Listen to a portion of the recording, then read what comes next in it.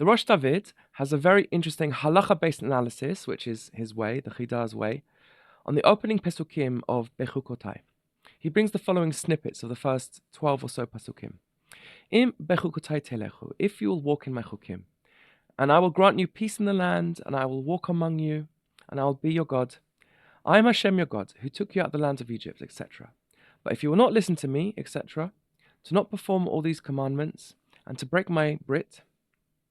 Okay, so there is a halacha in Ketubot, 44a, in the name of Rav Nachman, talking about two shtarot that emerge one after another. Somebody gives a deed for land, let's say, and then he gives another one. The second nullifies the first, unless the second includes a specific clause indicating that it serves as a tosafah, an addition to the first. If so, then the holder may collect under whichever deed he prefers. Now, there's a disagreement among the Rishonim about this. According to Rashi and the Rif, if the second document includes additional conditions, then one can collect either on the first or the second, but not both. The choice lies in whichever document the creditor prefers. Now, the first, for example, may come with palm trees, and the second without them. But the Rosh and his school hold the opposite. Rosh and his school hold that the second does not cancel the first, but was written merely to add terms. So, for example, the trees can be collected under the second document, while the base field is collected under the first. Now, returning to our subject. The gift of the land of Eretz Yisrael that Hashem gave to Abraham at the Brit Bein HaBetarim, the covenant of the parts, and then again at the Brit Milah, the covenant of circumcision, is comparable to two shtarot, issued consecutively. The first one, from the Brit Bein HaBetarim, conditioned the gift on galus, on exile. The second, at the Brit Milah, conditioned it on the acceptance of God's sovereignty. I will be their God, as it says, without reference to anything to do with exile. At the start of their bondage in Egypt, the Bnei Israel believed they were operating under the first document. They would fulfill the condition of slavery for 400 years and thereby earn the land. They became a nation from the midst of another nation. For the original covenant made no mention of accepting Hashem's sovereignty, only the condition of bondage. However, when their souls bowed to the dust and they were no longer able to endure the harshness of the exile, they switched strategies.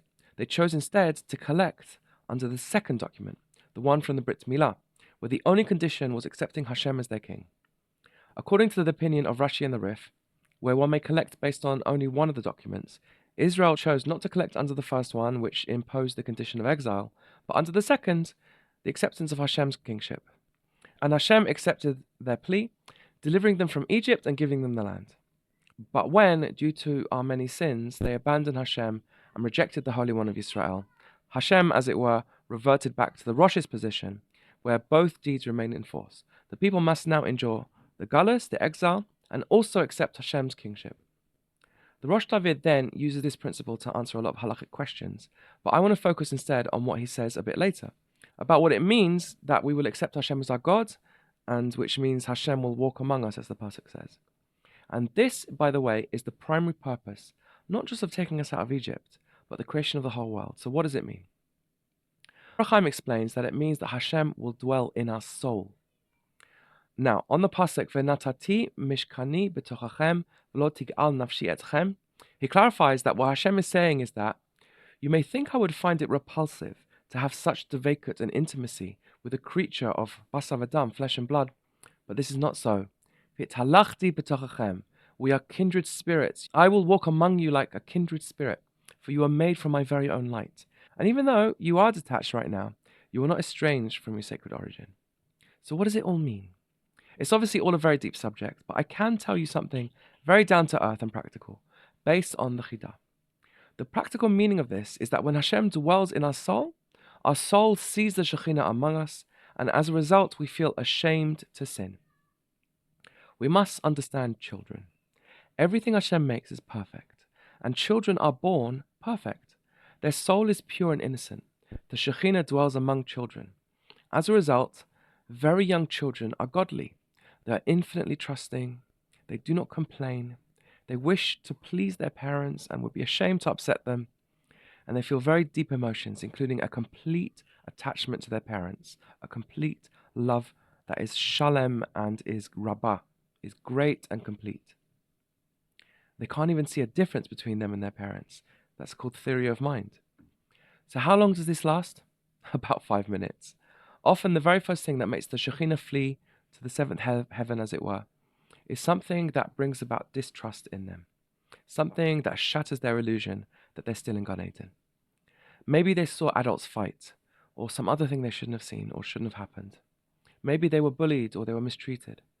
Maybe they themselves did something that they knew was wrong and they feel guilty about it. Anything that causes the Shekhinah to flee, and as such move away from our innocence. I believe this happens to everybody, to some degree or another. It's part of our mission in life, really. But the thing is, many people lose hope that this problem can be fixed.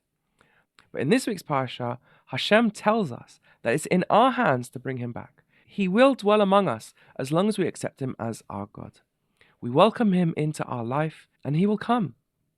Because this is what he wants and why he created the world.